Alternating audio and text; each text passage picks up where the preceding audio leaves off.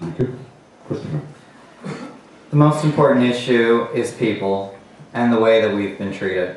Our region has an abundance of resources, and now most of our industries are in disarray. The fishery, the forestry, healthcare, manufacturing, and retail.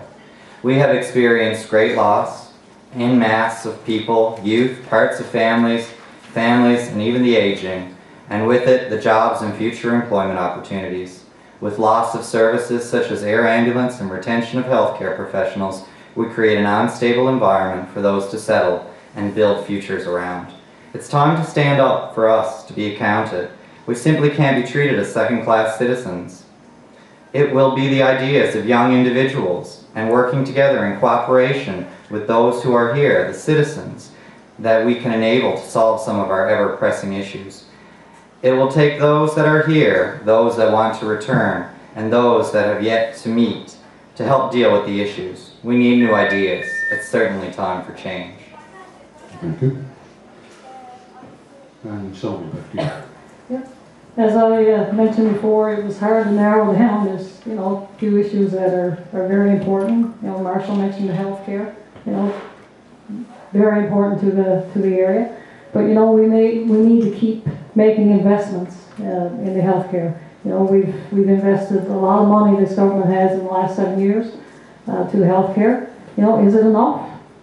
Probably not. And that's why this government is committed to for sure bringing more money into the healthcare system. And Christopher talked about people. It's nothing more important than keeping our youth in our towns. And I love it when I see some of the young people coming back and finding work in town. So, there are lots of issues that are important for sure. Thank you. And our final question tonight, and this one goes to Marshall to start it. What are your party's plans to solve the financial problems of municipalities in the region and in the province? Thank you. Well, the very survival of many of our rural communities has been threatened in recent years, and there's been a number of things or dynamics really that's affected that. Many of the people that once lived there obviously have moved away. If they stayed in the province, they've moved to the Northeast Avalon, and many others have moved to other parts of the country.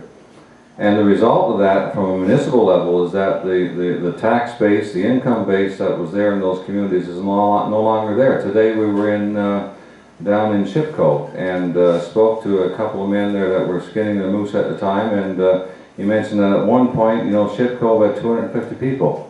And now it's probably about 80 or so. And there's one student, I believe, in school, or started school this year, or whatever the case was. And that's kind of the story that you hear throughout this district and a lot of the smaller communities. And, the result of that is that our smaller municipalities are at risk.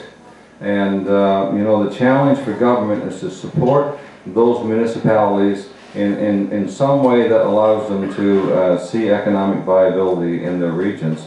And the government has a major role to play in working with the municipalities to get there, because basically all of the municipal money comes down through government, whether it's stimulus money from the federal government or whether it's provincial money and so on. But I mean, for all intents and purposes, with the exception of the taxes that they're collecting locally, any other funds comes down through government more or less. And the smaller communities are the ones that find it very difficult.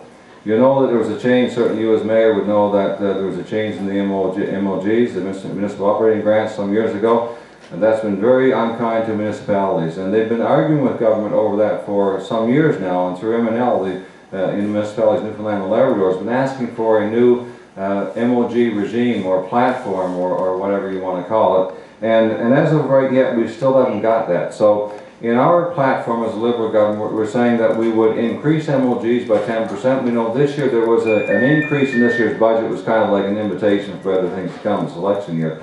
But it's the first year that there's been an increase into MOGs for several years. So, certainly that's the starting point of increases to the municipalities, and we've committed to that and to find a better way for municipalities to find other revenue sources. Thank you. So. Thank you. We certainly do have a lot of small towns in this region.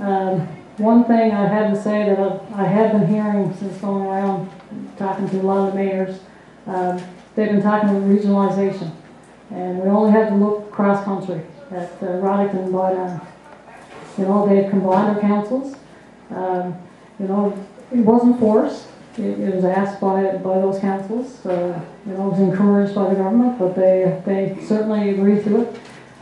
You know, they still have their identities, but they share services. You know, there's snow clearing, you know, garbage pickup. You know, they share those now. So, you know, there's lots of towns. You know, Fort Wallen just did it. I know I spoke to some of the mayors in the Straits, and I think they may be, you know, considering it. So, you know, there's some benefits to that. Also, the 90-10 share of infrastructure funding in towns. You know, it's a lot better than the 50-50 that was around back in the 90s, for sure. Thank you. Christopher. Well, as a citizen, I've certainly done my fair share of traveling and see that other areas, certainly out of country, have more success in some aspects in terms of public transportation.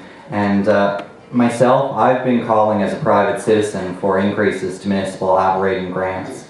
New Democrats are committed to working with the municipalities in the province to ensure that they have the resources that they need to deliver services that people expect from them. Leader Lorraine Michael said in a campaign announcement that the party is in favor for a new fiscal arrangement and to deal with municipality of Newfoundland and Labrador. The NDP will not engage in divisive politics.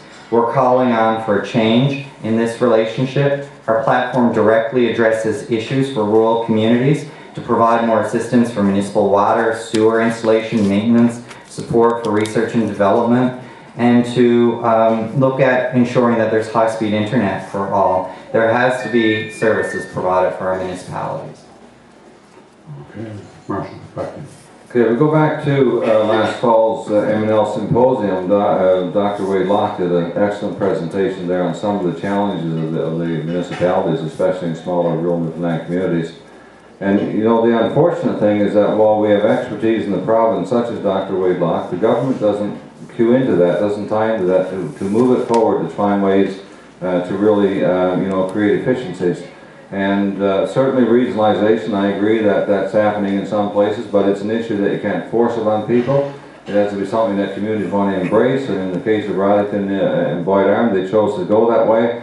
There are other communities in our district that just aren't there yet, they're not ready for that, and so it's going to take some time. But I believe that, you know, that again, we have to be, as a government, willing to work with the M&L. That's where that's to come from, basically, to find a better process, a better MOG scheme, a better revenue source, a better streamline about to get money into the municipalities. At this point in time, it's kind of, you know, you get this is your grant, and more so than sitting and looking at ways to move it forward. Thank you. Now that's the end of the question session. We've had questions for us from myself and from the Northern Band. Now each candidate is going to be given 2 minutes to clue up and to ask or explain, really, to people in the district why they should vote for you. And each of you will be given 2 minutes for that, and there may be a chance for you to respond after that as well. Okay, before we finish, after all of that, there will be a couple of other things I want the people in the audience to be aware of. Don't leave before everything happens. I have a couple of announcements to make as well. So starting that, cluing up, Marshall. Okay, thank you. It's, you know, it is an important critical time again, and it would be easy to sit here and boast and say that I'm better than the other two, but I won't do that. What I will do is say that, you know, if the people give me their commitment on October the 11th, 2011, that I will work diligently for the people. I believe that my background, even though I'm not as young as Chris and so on, but I believe that my older age or whatever gives me the experience and so on that's necessary to be able to properly represent the district, to understand the issues. In 2 years, we've traveled this district, myself and Kay as my assistant. We've gotten to know the people of the district. We've gotten to know the issues of the district. We work with the municipalities. We work with different interest groups. We work one-on-one very well across the district, and certainly believe that that in itself is important as we step into the next 4 years. The myth of being on the government side is the one thing that I wish that people really could get their heads around, because it is nothing more than a myth. And the idea of being at the decision-making table is just an absolute, you know, it's almost a misrepresentation of how government works. And I think, you know, we have a choice here of being at the government table, and you know, we have a lot of backbenchers in government, and no disrespect to the candidate who's running for the PC party, that's not what I'm saying, but we have an opportunity to either be on the government side and toe the line, or we have an opportunity to be in opposition and to take a strong voice against government, to stand for the district, to speak it on the issues. And over the next 4 years, I believe that as your MHA for the district of the Straits-White Bay North, that we can accomplish good things. And so on October the 11th, I respectfully ask for your support, and my commitment to you is to do everything possibly within my power to move this district forward. Thank you.